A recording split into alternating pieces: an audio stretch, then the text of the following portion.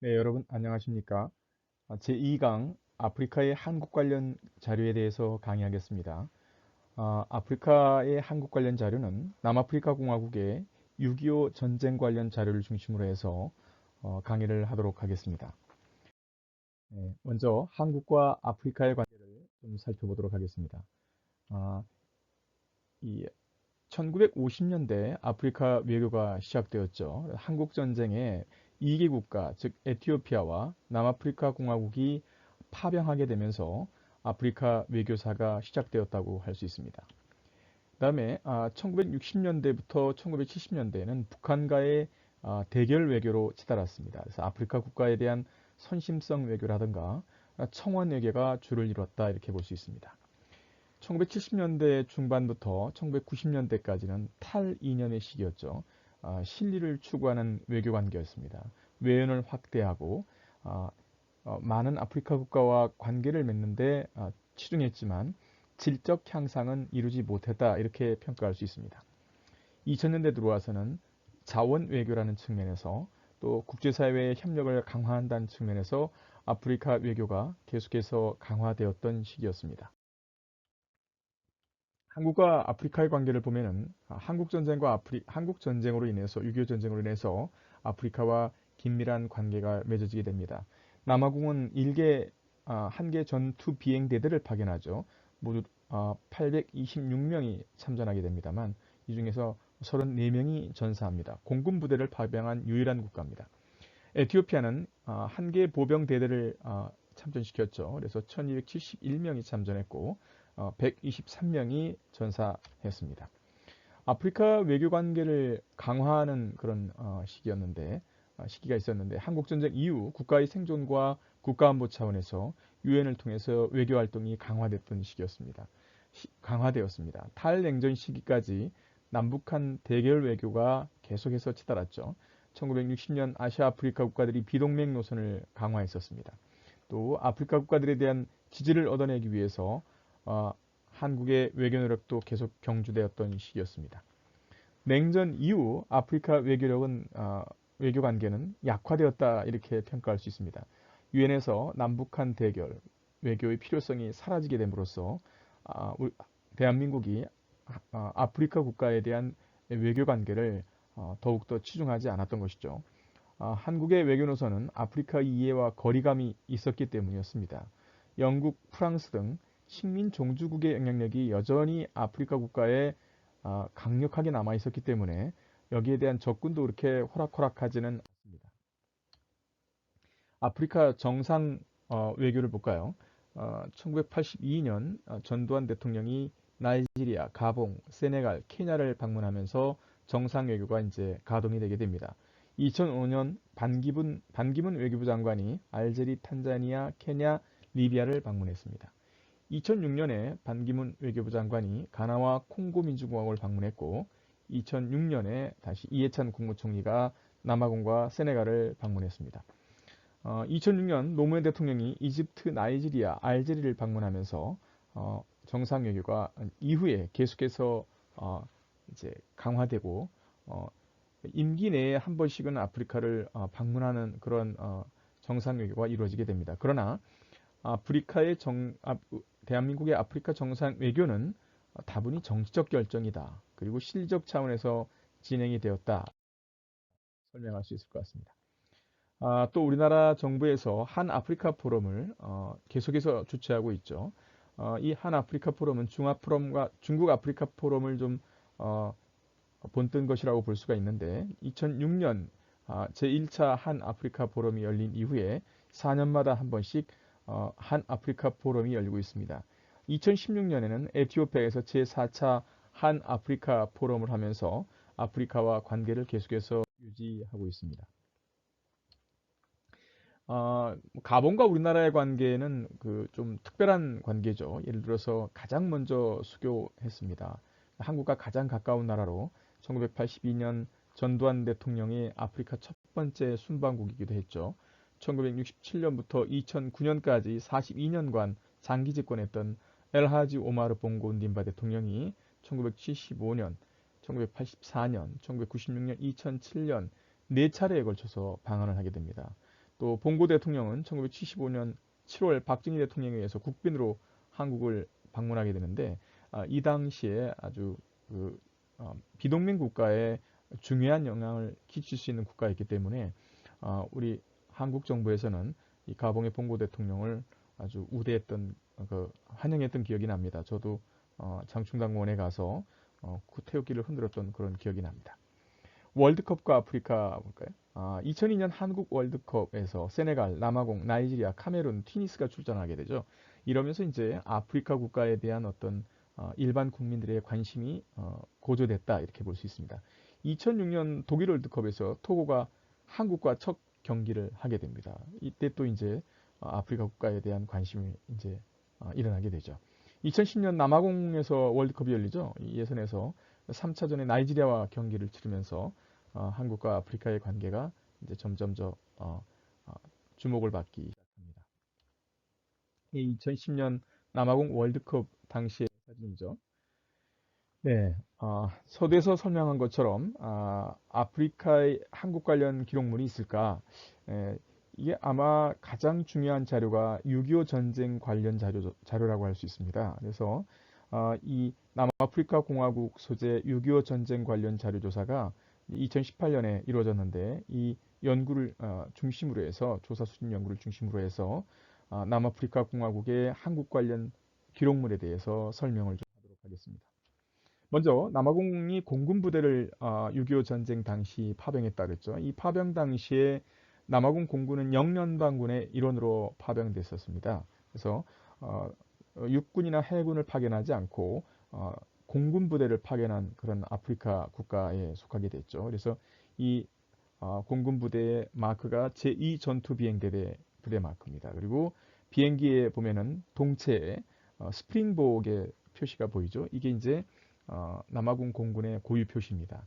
그래서 남아공에서 이제 나온 책 중에 보면은 남아프리카의 Flying Cheetahs in Korea라는 이런 책이 있었습니다. 그래서 이 책은 한국 전쟁 당시에 남아공 공군 부대의 파병과 그 활약상을 기록한 것입니다.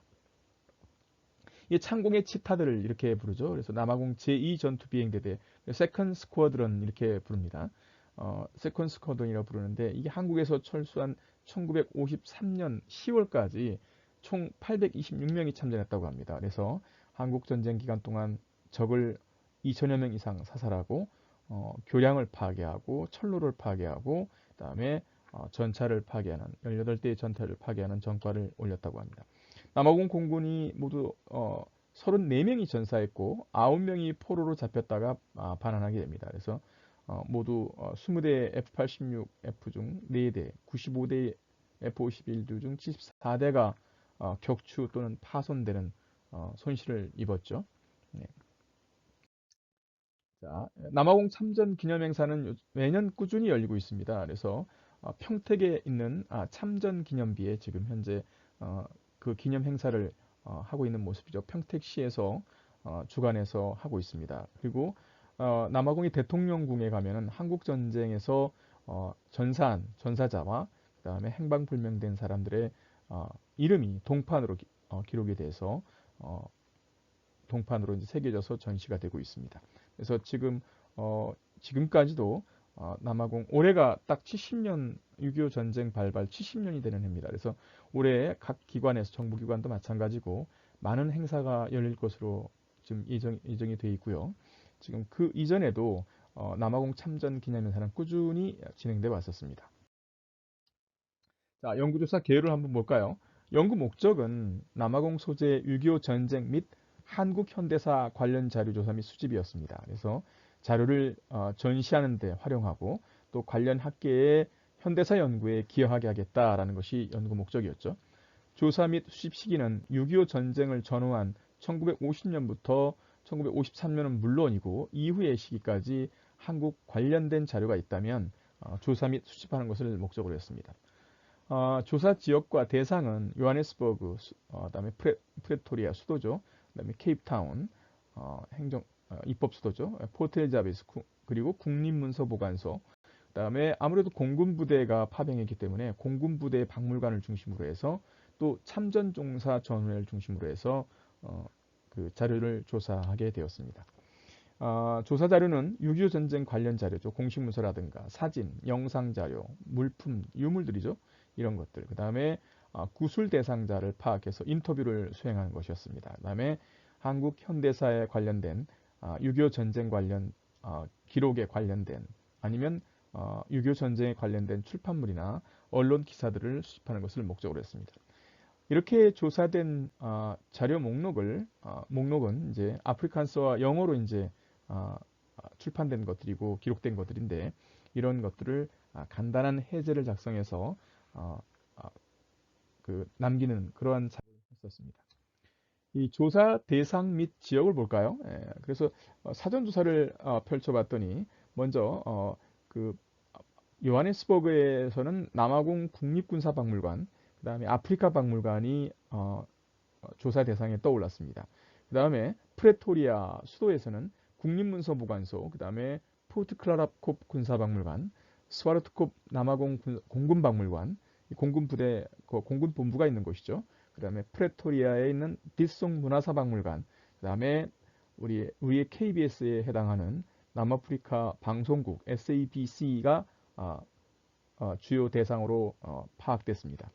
그 다음에 케이프타운에서는 이스트플라트라는 공군 박물관이죠. 이 이스트플라트는 6.25 전쟁 당시에 공군 부대를 파견하기 위해서 이 케이프타운에 있는 이 이스트플라트 공군 기지에서 파병 인원을 훈련시켰기 때문에 여기에 관한 자료가 있을 것이라고 생각했습니다. 그 다음에 이지코 박물관이 있습니다. 케이프타운 시내에 있는 것이죠.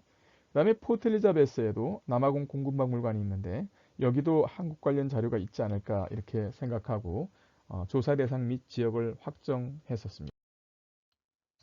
자, 단계를 보면은 먼저 추진 전략으로는 남아공 현지 연구 보존을 선정하고 조사 기관 및 인터뷰를 대상을 선정했습니다. 그래서 인터뷰 대상자에 대한 협조 공문도 발송했고요.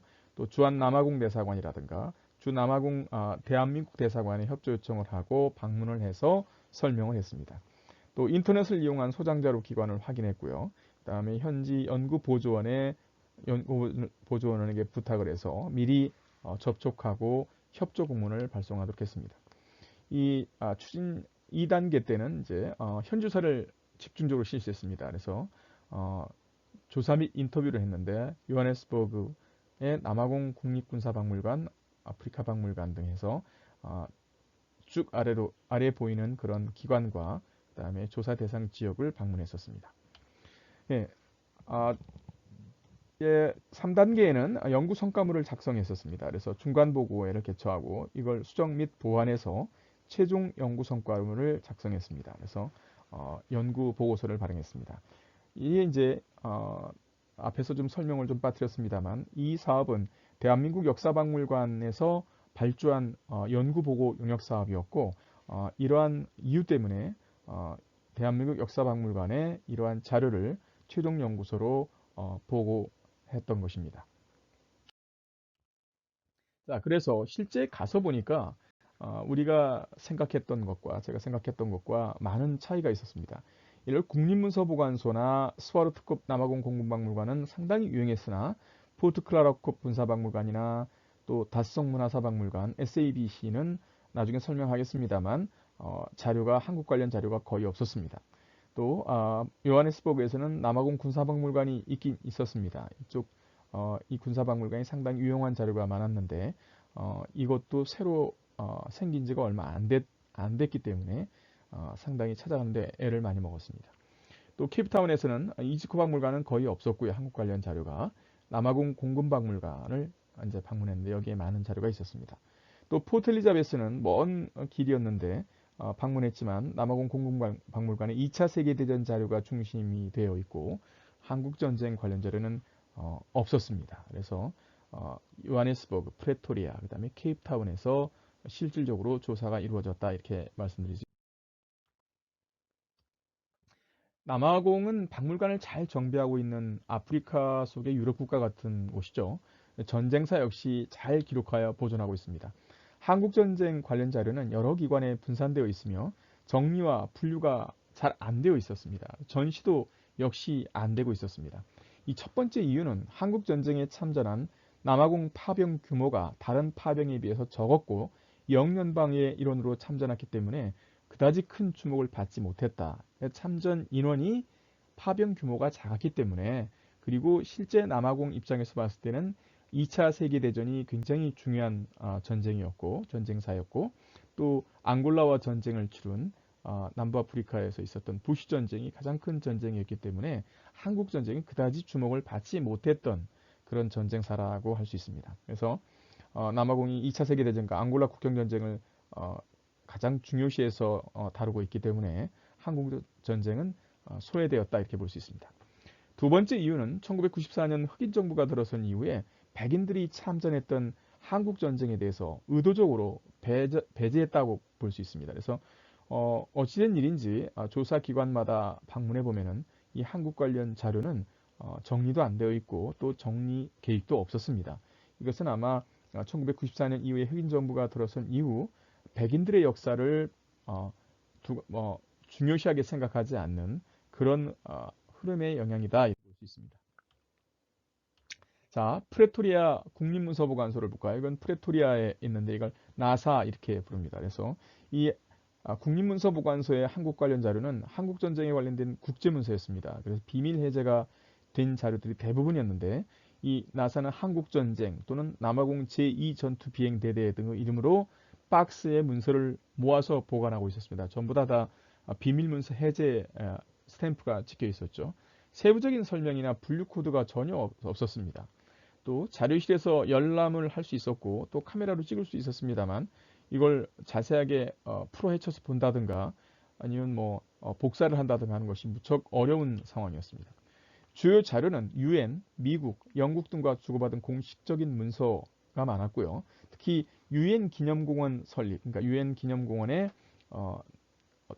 그 유엔군 묘지를 어떻게 설립할 것인지에 관한 문서들이 상당히 많이 있었습니다. 또 파병과 철수에 대한 그런 협의서, 미국과에 관련된 문서들이죠. 이런 것들이 많이 있었습니다. 자, 여러분 그 나사의 지금 서류처를 보이시죠? 예, 전혀 남아공의 어떤 위상에 맞지 않게끔 이 자료 관리가 좀 부실하다 이렇게 생각이 됩니다. 그래서 지금 박스 안에다 이렇게 넣었는데 서류가 저렇게 처려져 있습니다. 그래서 이런 것들을 카메라로 찍을 수 있었으나 어떻게 자료를 갖다가 복사하거나 이런 것들은 좀 어려운 상황이었습니다. 네, 이게 관련 자료를 전부 찾아서 이렇게 일단 대출을 한 다음에 자료를 참고 열람을 할 수 있는 그런 따로 공간이 되어 있습니다. 이곳에서 이제 자료를 하나하나씩 들춰보면서 어떤 자료인지 파악하고 분류했습니다. 안타깝게도 분류 기호나 아니면 내용 전혀 제목도 없었기 때문에 전혀 어떤 내용인지 알 수가 없었습니다. 그래서 보는 사람도 그렇게 많았던 것 같지는 않았고요. 한 장 한 장 살펴보는 게 무척 힘든 일이었습니다. 자, 프레토리아에 있는 국립문서보관소가 있었습니다. 이게 이제 이제 그 그 자료를 갖다 해제한 것을 한번 여러분한테 좀 하나 보여드리겠습니다. 제목은 남아프리카 공화국 공군의 보수를 위한 비용과 수리, 그러니까 F-세이버 86 세이버죠. 이 항공기를 남아공이 이제 나중에 보겠지만 남아프리카 공군이 참전할 당시에 미국으로부터 항공기를 사서 그 항공기를 운영하면서 수리 보수에 대한 것도 역시 남아공에서 비용을 지불했습니다. 그래서 거기에 관련된 내용을 한번 살펴보겠습니다. 자, 제거된 엔진은 보수 후에 남아프리카 공화국 공군 보관소에 보관되며 남아프리카 공화국 공군이 보수에 대한 직접 비용을 부담한다 이렇게 되어 있고요. 남아프리카 공화국 공군은 치이키에서, 이게 이제 일본에 있는 이제 수리소로 이제 밝혀졌습니다만 수리소입니다만, 모든 엔진 수리에 대한 노동력과 물자 더불어 행정 일부 비용을 부담한다. 또 남아공 공군은 비전투지대에서 수리되어야 하는 경우에 고정 비율로 비용을 부담한다. 또 고정 비율은 중대한 수리 시 발생하는 비용의 평균에 의거해서 정해져야 하며 비전투지대의 왕복 교통 수송 포장 비용을 포함한다. 그러니까 공군 전투기를 수리하기 위해서 안전한 지역으로 수송하고 거기서 수리한 다음에 다시 일선에 배치하는 것까지 모두 다 남아공 공군의 비용으로 지불한다. 남아공 공군이 지불한다. 이런 내용입니다. 자, 남아공 국방부 산하의 군사문서보관소를 한번 또 볼까요? 예, 여기에 상당히 많은 자료들이 있었습니다. 이 프레토리아 요하네스버그 사이에 위치했는데 2017년에 개소했습니다. 이건 국방부 산하의 군사문서보관소인데 개소한 지 얼마 되지 않아서 인터넷도 주소를 확인할 수가 없었고 차량 내비게이션도 정확하게 나오지 않았습니다. 국방부 산하기관이어서 그런지 남아공 공군 파병에 관련된 6.25 전쟁 당시 참전 전쟁 일지를 모두 소장하고 있었습니다. 그런데 모두 4개의 서류 목록으로 분리되어 있었고 각각 500쪽 분량의 박스가 170여 개 있었습니다. 그래서 엄청나게 많은 전쟁 일지가 여기에 보관되어 있었습니다. 그래서 분류도 모호하고 코드 번호도 없습니다. 그러니까 그 박스 170여 개가 어떤 내용인지 누구도 아는 사람이 없다. 이렇게 말씀드릴 수 있을 것 같습니다. 그래서 지금 현재 그 DoD 모습이 보이죠? 그래서 지금 언덕 위에 있는데 여기 이제 중요한 그 자료 담당관들, 그러니까 문서 담당, 사진 담당 이렇게 담당관들이 이제 백인입니다. 그래서 칼라도와 백인인데 이들을 만나서 자료 조사에 협조를 구하고 자료를 갖다가 확보하는데 많은 노력을 기울였습니다. 뭐 어떤 지역도 마찬가지겠습니다만 한국 관련 자료를 확보하는 데 있어서 이런 박물관, 뭐 정보기관, 그다음에 뭐 방송국 이런 것도 굉장히 중요하겠죠. 그러나 찾는 것도 중요하지만 어떻게 접촉해서 또 어떻게 자료를 확보하느냐 이런 것들도 굉장히 중요한 과정이 생각이 됩니다. 전쟁 일지를 한번 볼까요? 1953년 5월 5일 거의 이제 전쟁이 이제 끝나가던 시기라고 할 수 있겠죠. 날씨 화창하고 좋음. 일반 상황 볼까요? 모든 일본인이 전통 축제인 벚꽃놀이를 하기 위해서 밖으로 나왔다. 이게 이제 일본에 있는 그 이제 일본에서 휴가를 보내는 그 상황을 갖다가 이제 전쟁 일지로 기록해 놓은 것입니다. 그래서 뭐 100만 명 이상이 우에노 공원을 방문했다. 뭐 그 아주 사람들이 많이 분배했다는 것이죠. 자카란다가 이제 남아프리카 공화국의 그 요하네스버그나 프레토리아의 가장 유명한 그 꽃이죠. 브라질 원산지인데 보라색 꽃입니다. 근데 벚꽃은 프레토리아에 있는 자카란다만큼 화려하진 않다 이렇게 쓰고 있습니다. 예, DoD 문서철 한번 볼까요? 예, 요거 이제 이게 문서철을 갖다가 이제 아까 말씀드렸던 100여 개가 넘는 박스를 갖다가 정리한 건데 그냥 번호만 적어놨습니다. 그래서 뭐 이게 지금 뭐 SAF 코리아 이렇게 해서 남아프리카 뭐 공군 코리아 이렇게만 써놨지 않습니까? 그래서 어떤 내용인지 사실 박스를 열어보기 전에는 알 수가 없었습니다.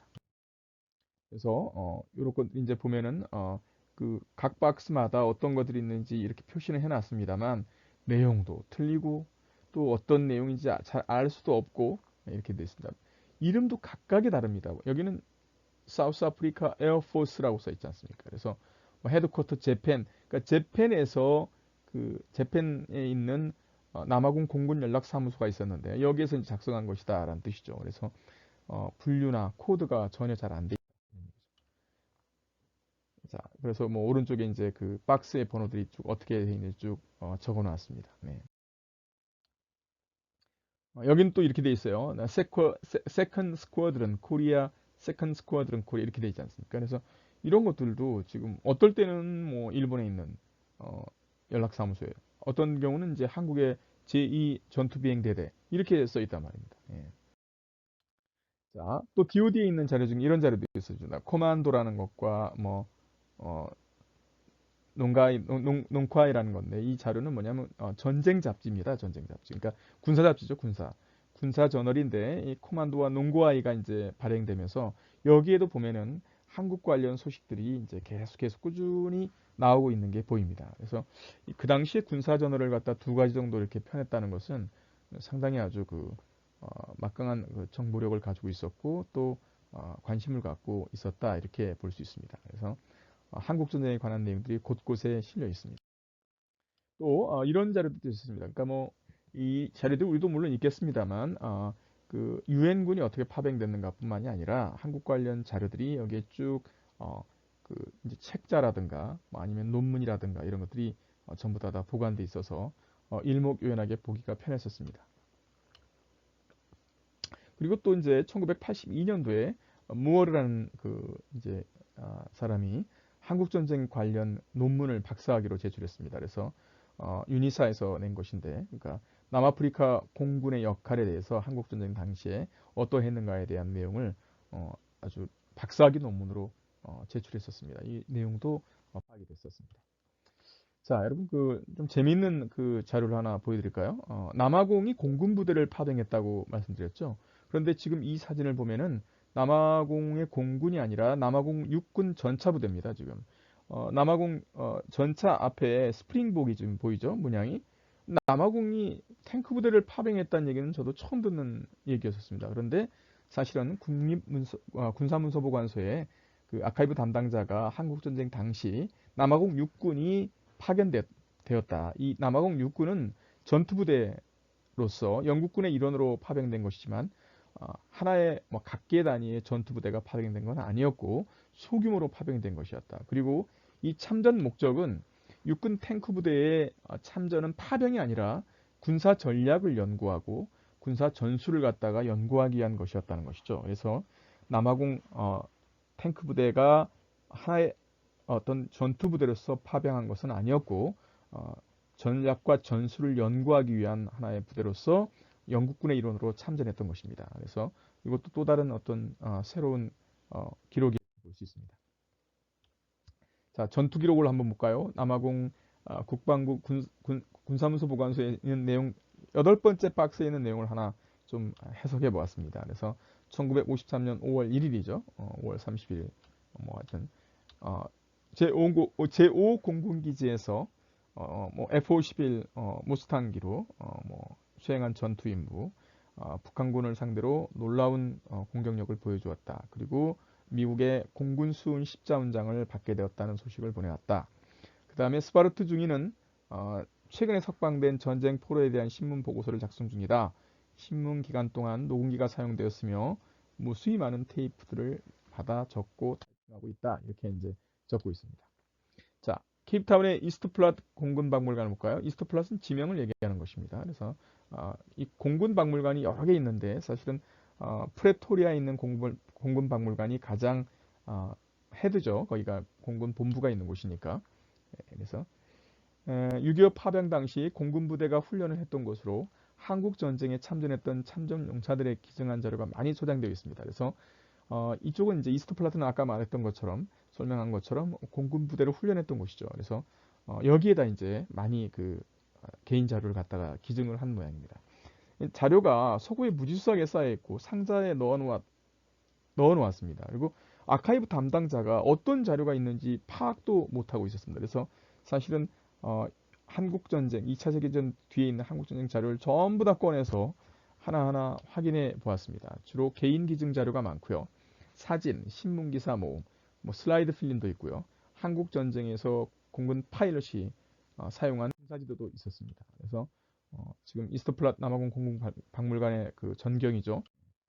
자, 지금 서고가 보이죠? 근데 지금 현재 서고로 돼 있는데 위에 박스도 보입니다. 그래서 이런 내용들이 뭐 봉투 안에도 들어있고 지금 보시는 것처럼 그다음에 이렇게 개인 기록들을 보면 그 당시에 신문지상에 나왔던 내용들을 이렇게 스크랩 해놓은 것들이 상당히 많았었습니다. 물론 사진도 아주 많았었습니다. 그래서 이 자료 사이사이에 사진자들도 굉장히 많았다 볼 수 있습니다.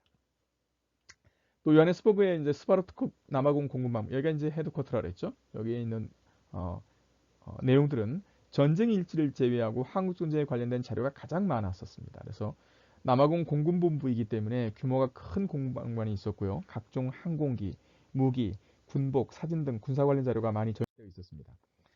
한국권 자료를 딱 보니까 이렇게 스크랩한 자료도 많이 있었고요. 또 오른쪽에 보면은 여러분 그 이게 뭔지 정확히 모르겠었습니다.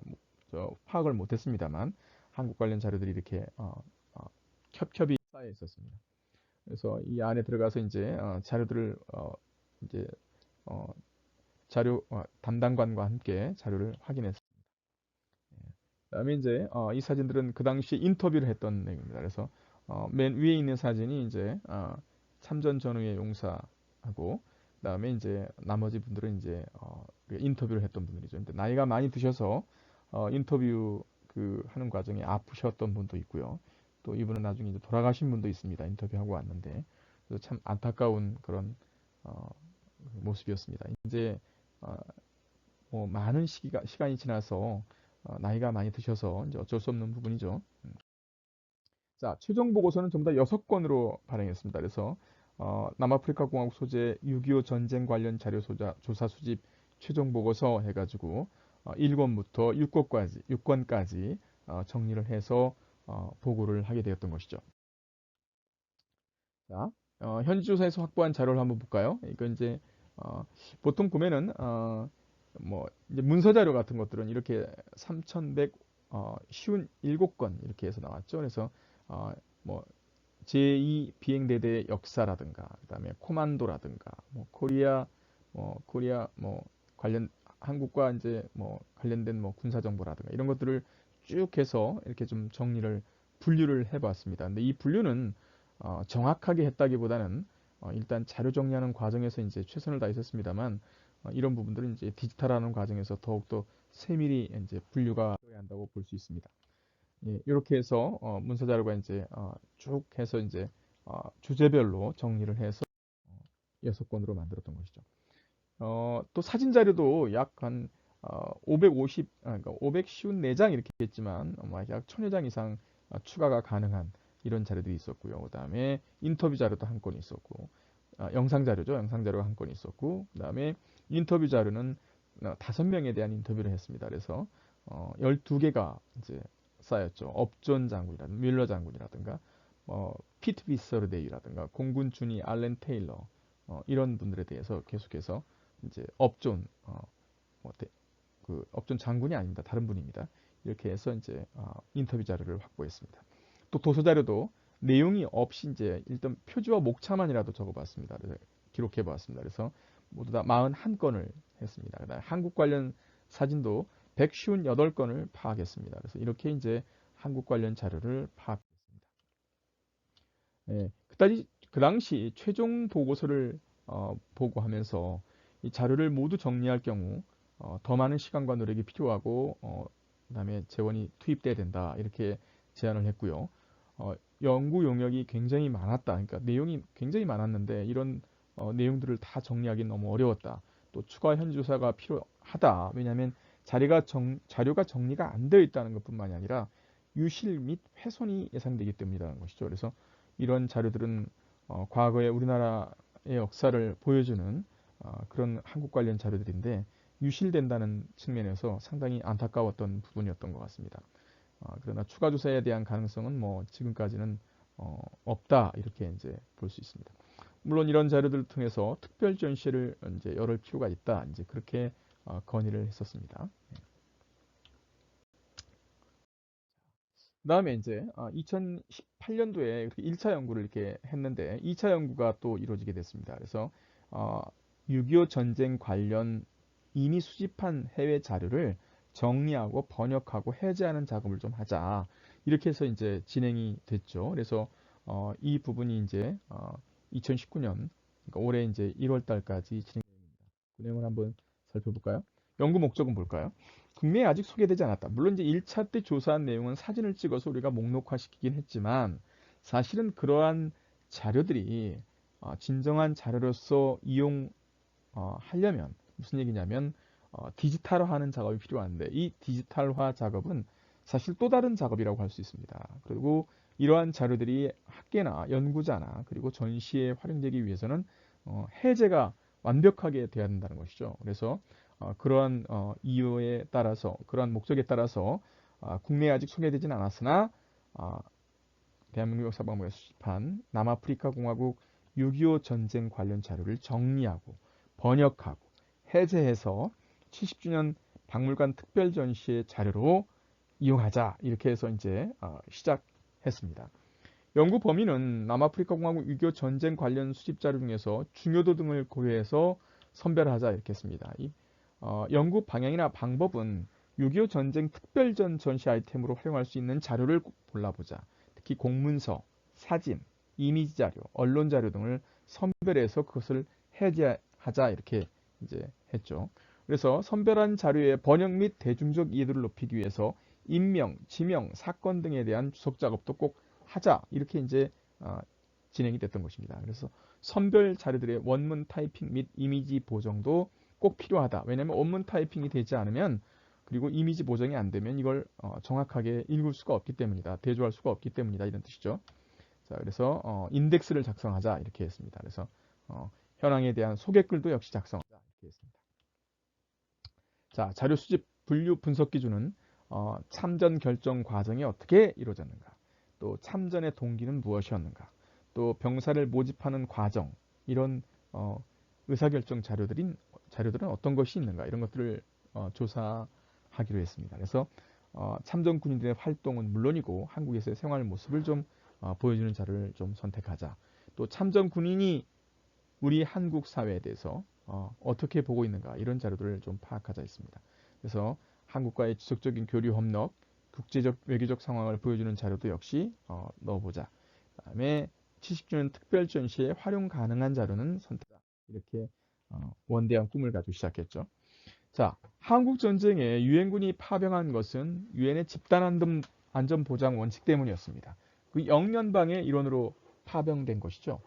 참전국이 전부 다 21개 국가였는데 여기서 16개 국가가 전투병력을 파견했고 5개 국가가 의료지원단, 그리고 40여 개 국가가 전쟁 물자를 지원했죠. 남아프리카는 공군 부대를 파병했습니다. 남아프리카 연방, 그 당시엔 남아프리카 연방이었습니다. 그래서 이 남아프리카 연방은 영국령 특수자치령이라고 설명했죠. 참전과 파병이 이루어졌던 것이죠. 그래서 대한민국에 대한 군사지원 결의가 통과되자마자 1950년 7월 1일 이를 지지하는 성명을 발표하고 8월 4일 의회 동의를 얻어서 공군 전투부대 파병을 결정합니다. 사실은 육군부대를 파병하자고 했는데 거리가 너무 멀기 때문에 파병에 대한 회의론적 입장도 있었습니다만 영연방 산하에 있었기 때문에 적극적인 파병하게 된 것이죠. 이스트플라트 공군기지에서 훈련을 받은 후에 1950년 9월에 더반이라는 항구에서 이제 치사단의 호를 타고 출발하죠. 오는데도 오래 걸립니다. 그래서 6주간 항해했고요. 이제 11월 19일, 그러니까 1950년 11월 19일부터 F-51D 무스탕 전투기를 가지고 전투에 나가게 됩니다. 나르는 치타는 남아공 공군 제2전투비행대대의 부대기죠. 근데 전투기에는 남아공의 대표적인 야생 영양인 스프링복이 있다고 말씀드렸죠. 이 나르는 치타라는 별명을 받게 된 것은 이 공군 제2전투비행대대가 2차 세계대전 당시에 북아프리카에 파병돼 있었습니다. 그래서 에디오피아 아비시니아에서 작전을 수행하는 동안 이게 이제 뭐 그 혁혁한 이제 전과를 이제 올렸다고 하죠. 그래서 이제 두 마리의 그 새끼 치타를 길렀는데 이 때문에 이 부대기가 이제 나르는 치타라는 이름을 갖게 된 것입니다. 공군 전투부대는 부산, 진해, 오산, 평양, 수원 등에 배치되어서 미군과 함께 유엔치 상군의 항공 지원 임무를 수행했습니다. 그래서 뭐 2년간 95대의 F-51 무스탕 전투기를 53년 1월부터는 20대의 F-86 세이버를 갖다가 운영했죠. 그래서 출격 횟수가 미군 공군 부대에 비해서 상당히 많습니다. 그래서 여기에 대해 자부심을 갖고 있습니다. 모두 10,000회 이상의 출격을 했고요. 하루 평균 40회 출격 기록을 갖고 있습니다. 그래서 미군 공군에 비해서 엄청난 규모가 작은데도 불구하고 출격 횟수를 자랑한다고 합니다. 모두 다 이제 무스탕 전투기 74대가 손실되었고 세이버도 4대가 손실되었습니다. 예. 이제 그 남아프리카 공화국의 묘비죠. 여기에 이제 있는 모습입니다. 그다음에 번역 해제의 주요 내용은 남아공 공군은 전투기를 미국에서 구매했고 수리에 드는 비용도 따로 지불했습니다. 또 남아공 공군의 전쟁 일지를 보면은 파병 당시 활발히 출격하여 작전을 벌였는지 잘 보여주고 있습니다. 또 판문점에서 휴전회담이 진행되는 과정에서 남아공 파병부대 철수 과정에 대한 그런 이해관계 내용이 담겨 있습니다. 그래서 휴전 이후에 유엔군으로 참전한 영연방군이 어떤 규모로 참전해야 되는가, 계속 남아 있어야 되는가, 이게 이제 비밀 문서로 이제 영국과 미국 사이, 유엔과 미국 사이 왔다 갔다 했죠. 이게 이제 대한민국의 운명을 결정할 수 있는 중요한 자료였었습니다. 또 남아공 공군의 포로 생활에 관한 그리고 석방에 관한 그런 내용도 문서로 나옵니다. 자, 작전 보고서 한번 볼까요? 예, 프레토리아 국립보관소에 있는 내용을 이제 좀 해봤습니다. 네, 번역해봤습니다. 이제 어떻게 작전을 벌였는지 그런 것들을 보여주죠. 네, 연료창고, 도로, 교량, 그다음에 차량, 뭐 건물, 고사포, 대공포 진지 이런 곳들에 이제 공격을 가한 게 보이고요. 그다음에 마을 이곳을 공격했다, 건물을 파괴했다 이런 것들이 보이죠. 그래서 후방 지원 임무를 활발히 하는 모습을 볼 수 있습니다. 공군 철수에 관한 내용도 나옵니다. 남아공 공군의 한국 철수에 대한 요스터 대사의 갑작스러운 통보, 그러니까 이제 남아공 대사죠. 통보는 미국 정부에겐 충격이었다. 그래서 한국에는 많은 공산주의 세력이 있는데 미국은 공산주의자들이 휴전주의에 따라 행동할 것을 기대하면서도 최악의 상황에도 반드시 대비해야 된다. 그래서 이제 남아공 공군 철수에 대해서도 상당히 긴밀한 관계 속에서 이루어지고 있다는 것을 지금 보여주고 있습니다. 자, 미국 정부는 남아프리카 공화국 공군부대 철수를 원하지 않았었습니다. 연합군 전선이 무너지지 않게 유지하는 것을 이 비밀 문서는 담고 있는 것이죠. 자, 휴전 이후 영연방군 유지에 대해서도 나옵니다. 또 영국 정부가 이제 영국 당국은 우리가 공산주의자들이 다시 전쟁을 시작하지 않으리라는 확신을 가지기 전까지는 현재 한국에 있는 모든 병력이 적어도 지금으로서는 필요하다. 이렇게 해서 영국 정부의 결정에 따라서 남아공 공군도 계속해서 유지하는 것으로 결정됐던 것이죠. 네. 그래서 당국은 만일 영연방 여단이 한국에 남게 된다면 어떠한 형태로든 연방 정부가 기여할 수 있기를 바라고 있다. 이렇게 적고 있습니다. 네, 여러분, 데니스 업 장군의 수용소 위치가 보이죠? 3년 동안 이분은 일찍 전쟁의 초창기에 참전했는데 몇 개월 이제 활동하지 못하고 추락해서 포로로 잡히게 됩니다. 그래서 그 당시에 포로로 잡혔을 때 그 기록을 생생하게 남겼죠. 자, 그래서 이제 대한민국 역사박물관에서 이제 최종 보고서 2차 번역 및 정리 및 해제 번역 과제를 갖다 이렇게 이제 표제와 함께 지금 어, 그 내용들을 갖다가 지금 정리해서 보여주고 있습니다. 이 전체 분량을 다 해제를 한 게 아니라 딱 한 권 분량만 선별해서 번역 작업을 했습니다. 그래서 보면은 원문 사진이 있죠. 그걸 갖다가 타이핑을 하고 그 다음에 오른쪽에다가 번역을 달았습니다. 그래서 한국 관련 자료를 갖다가 우리가 정말로 자료를 이용하기 위해서는 이런 노력이 꼭 필요합니다. 그래서 단순히 사진을 찍거나 프린트해서 아니면 뭐 복사해서 오는 게 중요한 게 아니라 그걸 자료를 이용하기 위해서는 반드시 원문도 확인해야 되고 타이핑도 해야 되고 그런 것들을 어떤 내용이 담겼는지 해제와 함께 목록화시키는 작업 이런 것들이 굉장히 중요하다 이렇게 볼 수 있습니다. 네, 남아공 공군이 카메라에 한국을 어떻게 담았을까요? 네, 뭐 많은 자료가 있습니다만 몇 장만 한번 어, 넣어봤습니다. 그래서 왼쪽에는 모심기하는 모습이 보이죠. 초가집과 소가 보이고요. 오른쪽에는 지금 시내 거리의 모습입니다. 그래서 한글도 보이고요. 굉장히 정겹게 느껴집니다. 그다음에 한국의 이제 서울 시내의 모습입니다. 서울 성곽의 모습과 함께 어, 정말 그 전쟁의 그 상처가 가득 담겨 있는 모습을 지금 보여주고 있습니다. 자, 남아공 한국 관련 자료에 유실 말씀드렸었죠. 이걸 한번 보도록 하겠습니다. 남아공의 한국 전쟁 기록, 한국 관련 기록은 4개 기관에 분산되어 있다고 말씀드렸습니다. 그러나 전혀 관여되고 있지 않습니다. 이 한국 전쟁은 백인의 역사이며 또 소규모의 전쟁이라는 이유 때문에 남아공 역사에서 이미 잊혀져가는 전쟁이 되고 있다는 얘기죠. 당시 참전한 남아공 공군은 100% 백인이었습니다. 흑인은 단 한 명도 없었습니다. 이 당시에 남아프리카 공화국은 남아프리카 연방으로 영연방이었죠. 아파르테이트 인종차별 정책이 본격적으로 시행되고 있던 그런 상황이었기 때문에 흑인은 군대에 갈 수도 없었고 흑인은 공군의 어떤 그 뭐 그 교육을 받을 수도 없는 뭐 공군이 된다는 건 생각할 수 없었던 시기였습니다. 또 넬슨 만델라 대통령 취임 후에 흑인 정부가 백인의 역사 기록을 의도적으로 말살하거나 관리를 소홀히 함으로써 방치하기 때문에 더욱더 유실 위험이 커지고 있습니다. 그래서 백인의 역사로 폄하하고 있기 때문에 자료를 폐기하거나 의도적으로 없애고 있습니다. 남아공 공군, 그러니까 남아공 방송국에 방문했을 때 얘긴데 많은 자료가 목록에 있는 걸로 나옵니다. 그러나 단 한 건의 의미 있는 자료도 확보하지 못했습니다. 여기에 담당하고 있는 아카이브 담당자도 자신도 이해할 수가 없다고 이렇게 얘기할 정도였습니다. 그러니까 어느 정도인지 유실 규모도 파악하지 못하고 있었습니다. 가장 충격적인 사례는 케이프타운에 위치한 남아공의 6.25 전쟁 참전 기념비가 사라진 사건이었습니다. 최근 몇 년 사이에 철거된 것으로 추정되는데 왜 그리고 언제 어떻게 사라졌는지 아무도 모릅니다. 제가 방문할 때마다 방문해서 이제 갈 때마다 사진도 찍고 했던 곳인데 지금은 흔적도 없이 사라졌습니다. 근데 아무도 아는 사람이 없습니다. 이곳이죠. 예, 보면은 지금 어, 보면은 한국 전쟁 당시에 지금 영어와 아프리카언서로 이런 그 기념비가 있었습니다. 케이프타운 시내 한복판이죠. 그런데 이게 지금 흔적도 없이 사라졌습니다. 당연히 여기에 관련된 자료들도 다 사라진 게 틀림없습니다.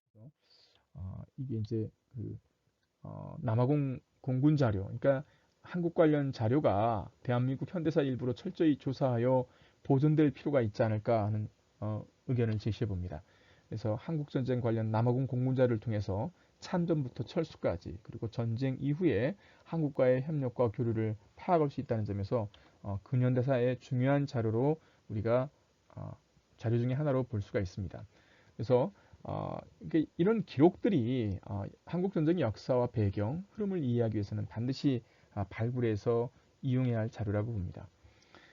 자, 뭐 이런 관련 자료를 수집 활용함으로써 참전국들과 상호 교류하고 또 학술문화 협력도 증진시킬 수 있다는 점에서 필요하다고 생각할 수 있습니다. 그래서 한국 현대사에 관한 국제관계를 연구할 수 있는 자료로 이용될 수 있다는 점, 또 최근 아프리카 영내 지역의 강국으로 이제 자리매김하고 있는 남아공에 대한 어떤 그 한국 관련 자료를 갖다 우리가 연구함으로써 양국 간 발전적 패러다임을 갖다가 만들 수 있다는 것이죠. 그래서 어떤 양국 간의 관계도 더 돈독히 할 수가 있다 이렇게 볼 수 있습니다. 해제를 통해서 특별전 개최 및 상설 전시에 이용해서 국민들의 이해를 제고할 수 있어야 됩니다. 그래서 이런 측면에서 봤을 때 남아공 한국 관련 자료는 중요하다 이렇게 볼 수 있습니다. 네, 여러분 다음 강의는 스페인에 관련돼서 스페인에 있는 한국 관련 기록물에 대한 강의가 진행될 예정입니다. 여러분 장시간 동안 고생 많으셨습니다.